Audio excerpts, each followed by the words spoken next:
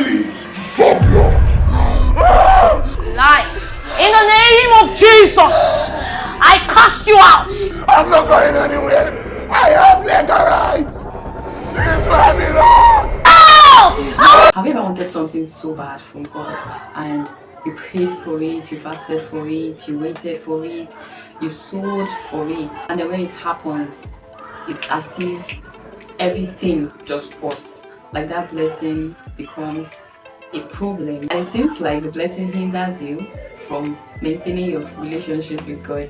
Hello guys, welcome to my YouTube channel. My name is Haifesha Olushio, and on this channel I talk about faith, lifestyle, and gospel review. If you're new to this channel, thanks for stopping by, and if you are a returning subscriber, thank you for always coming back. In today's video, I'll be reviewing the movie titled Spirituals Part 2. Winlos is a movie that was written and produced by Ohis and Amoli Ojekire. I can find it on the Winlos YouTube channel. It's a continuation of the first part of the movie Spirituals. The link to the review of the first part of Spirituals will be in the description. Then the second part of Spirituals, we saw how Osas had her twin babies and a whole lot of events that played out afterwards. She was saddled with the responsibility of taking care of the babies, and her husband was not really assisting with the care of the babies, and she was out to get help. Her friend advised she got help, so she requested for help from the village.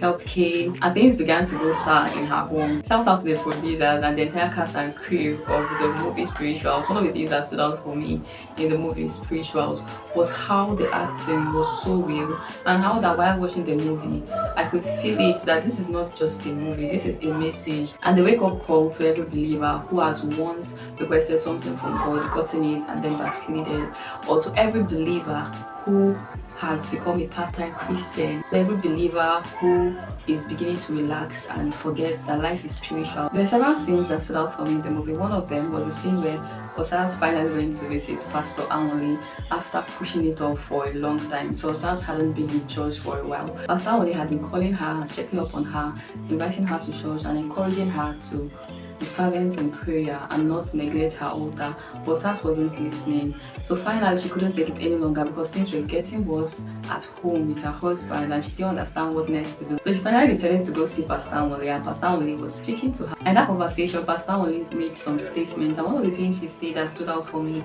was that I can't be a part-time Christian when the devil is working overtime. See, offense is one of Satan's oldest traps.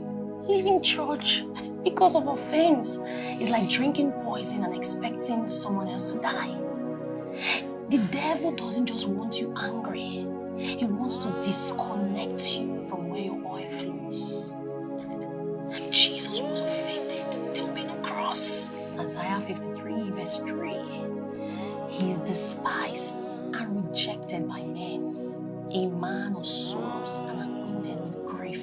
But yet, he was not offended. You cannot carry offense and carry the cross at the same time.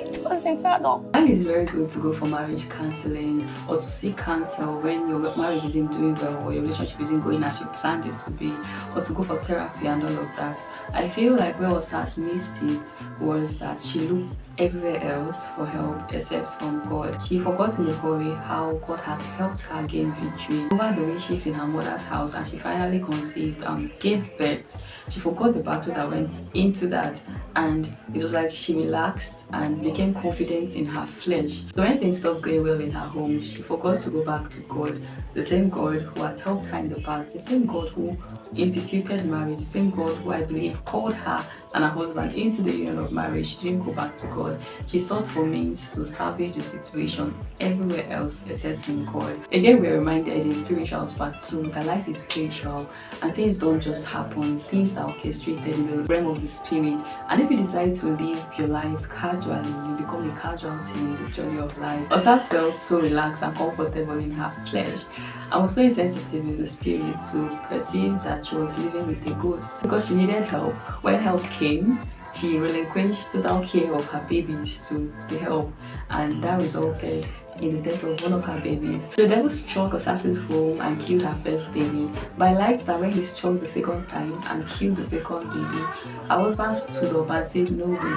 He took up his place as a priest and fought for the life of that baby, and the baby came back to life. And I couldn't scream because it reminds me so much of the power in the name of Jesus and the power we wield as believers. I call on that same voice. I call on that same power.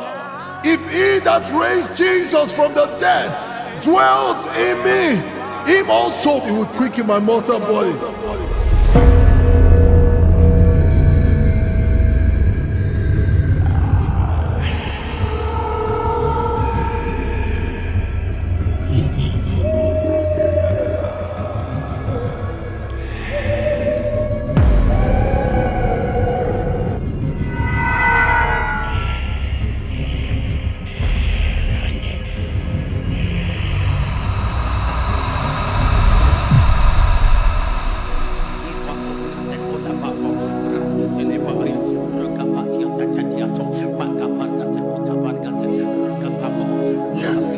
Yes, Lord. This is it. This is life.